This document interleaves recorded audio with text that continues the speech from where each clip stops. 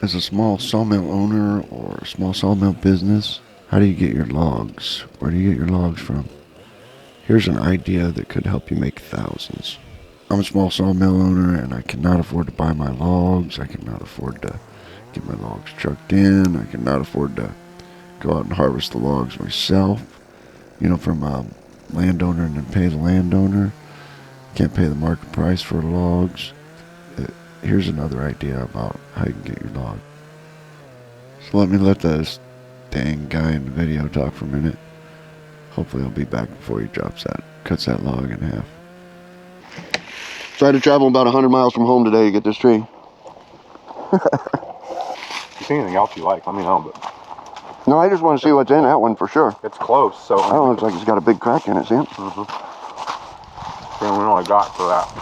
Just one? I think it's one big long log. I don't know what the measure here, but might get two out of it.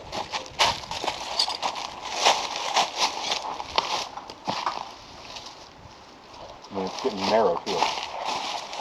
Yeah, I mean your log is right there's your log.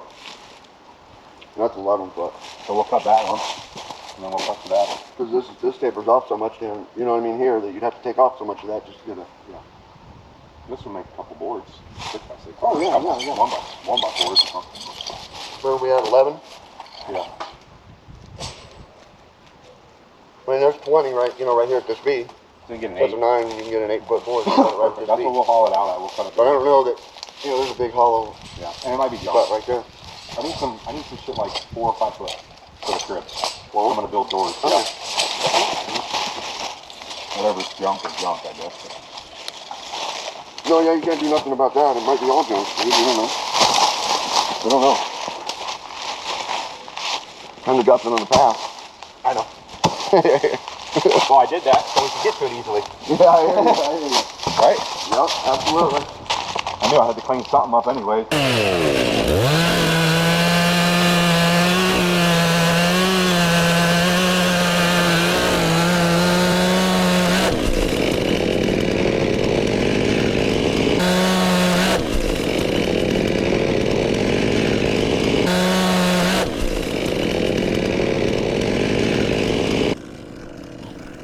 Boy, that guy can talk, huh? I didn't make it back in time before that log drop. But this idea can bring a one-man sawmill, a small sawmill operation, thousands of dollars worth of logs with this one simple idea. The landowner here in this case, who's my friend, but the landowner in this case, they don't have to be your friends, they can just be your neighbors, your co-workers, or maybe somebody you never met. Wanted to get rid of these trees because of hunting in here. He wanted to know dead limbs falling on him while he was hunting, or his friends were hunting. Oh look, bee. I kind of like my old look squirrel moment, but isn't that bee cool? I had to slow it down. Watching me flies around the camera and then he flies right into it. I don't know what he's doing, but he likes the camera. Maybe he just wanted to be on camera. I'll make it famous. So, he saw down these trees, and he looks at them and he thinks, oh, they're dead. They're rotten. All the outside of them is rotten, so there's nothing. I'll just put them on the ground and that'll be the end of it. And so, he came to me once he realized that he'd taken down all these trees and there was solid logs in there. He needs some decking for a lowboy semi-trailer. He asked if I could get it out of these logs, and I said absolutely. Red oak is not the best decking, but it will work, and you can get your 2-inch decking and cut it to whatever size and width that you need. And with the right treatment on your decking, it'll last for his lifetime, my lifetime. So he's in here getting what he needs out of these logs. It's his skid steer and his trailer, and it's my Kubota and my trailer. We're both working equal amounts, but it is his trees, his land. And by doing that, I'm trading him his decking out of it, and he doesn't have to pay me thousands of dollars for his decking or however much it is. and I get my share, whatever share you work out with your particular case. I get my share of logs out of any of the extra logs that he has. And so we worked out a whatever split you want. I don't like to use a 50-50 split, but we work out a 70-30 split. I get 7 of these logs and he gets 3. If we have 10 logs, he gets 30% of the lumber and I get 70% of the lumber for sawing it on my sawmill. Sawing 3 of these logs and getting 7 of them, or 8, whatever percentage you work out with the landowner, that's on you. Those other 8 logs can bring me thousands of dollars. Now, it can also be a deal where this log right here has a big hole in it and is rotten inside, and that's a chance you take. But that's a chance you take when you're buying it off the semi-truck too. You buy a semi-load of cedar and you can have a lot of rot in the middle of that cedar. So it's a chance you take whether you're buying it, whether you're trading lumber, or whether you're harvesting your own lumber out of your own woods. That chance doesn't go away that the lumber's no good. I'm willing to take the chance. He's willing to take the chance.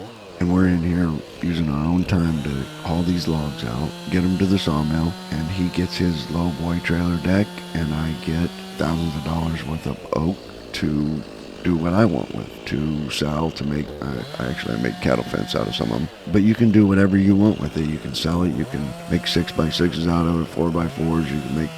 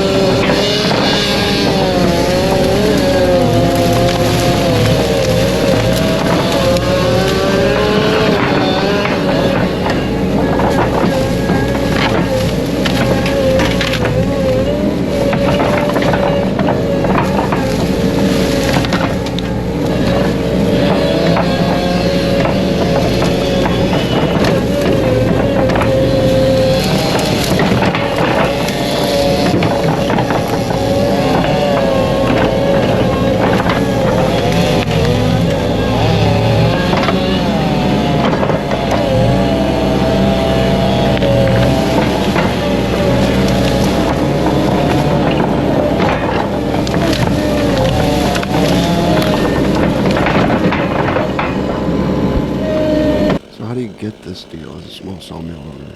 How do you get these kind of deals where somebody's willing to trade cutting up a log for 3 other logs? The first thing is I stack my lumber right next to the road. That lumber's 10 feet from the road. Everybody driving by it knows that I stack lumber right next to the road. Right? You can see the road now. It's just on the other side. Everybody knows that my sawmill is right there.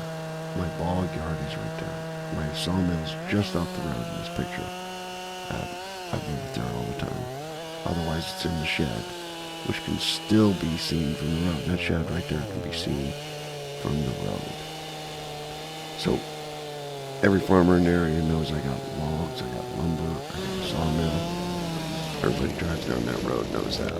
Second piece of advice is sawmillsandlumber.com. Sawmillsandlumber.com. You list your sawmill there, you list your services there, and it's free. Give it a try. I think this guy wants to talk again, so I'll let him talk for a minute. He sure can't talk.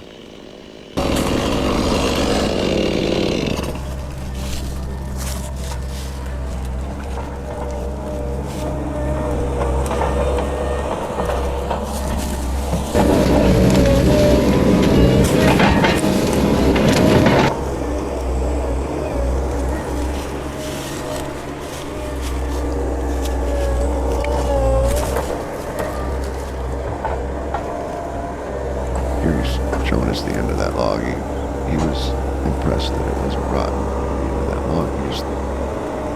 You're good.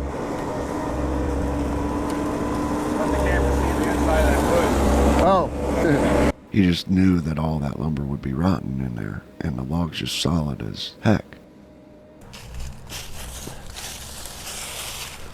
These are all just sassafras trees, so don't get all nature-y on me.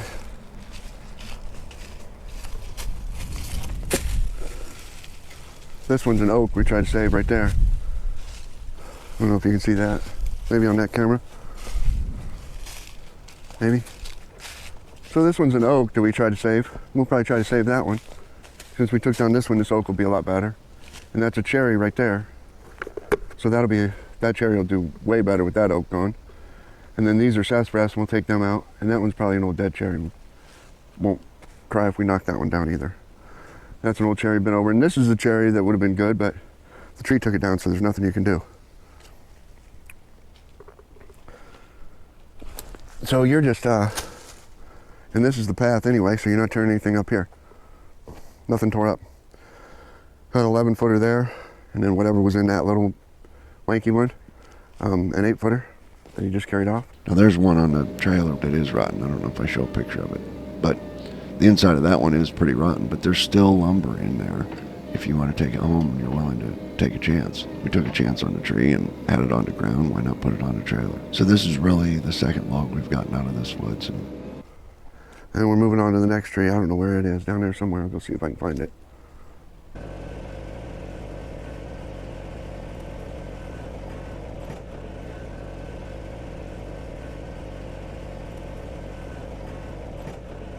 %80 of these are mine and 20% of these are his.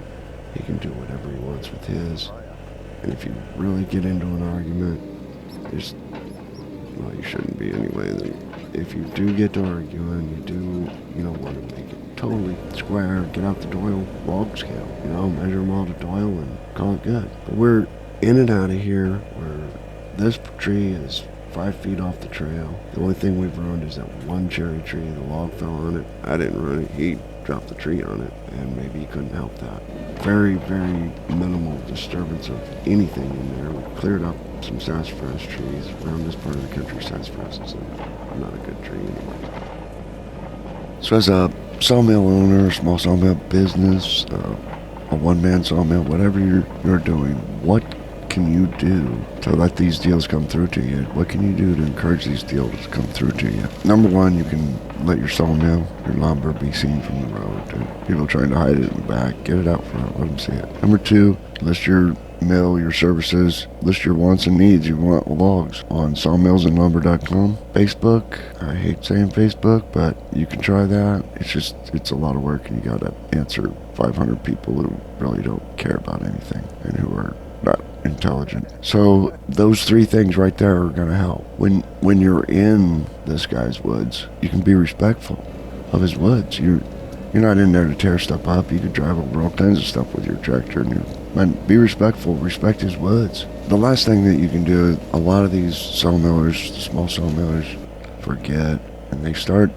You're selling yourself short. Now, I don't care, the Amish are right down the road from you and they're doing it for 24 cents a board foot or whatever. You can't do it for that and make a living. And you selling your lumber for 50 cents a board foot is not helping anybody else out. You're just killing everybody else. So get you a price and stick with it. This guy doesn't want to trade me 8 logs for 2. Fine, he can go somewhere else with his logs. I can't work for nothing and keep working for nothing and buy blades and fuel on my sawmill. So you've got to stick to something. I don't care if it's, you got to figure out for yourself what you can charge and stick to it, and don't sell yourself short. Stop selling yourself short.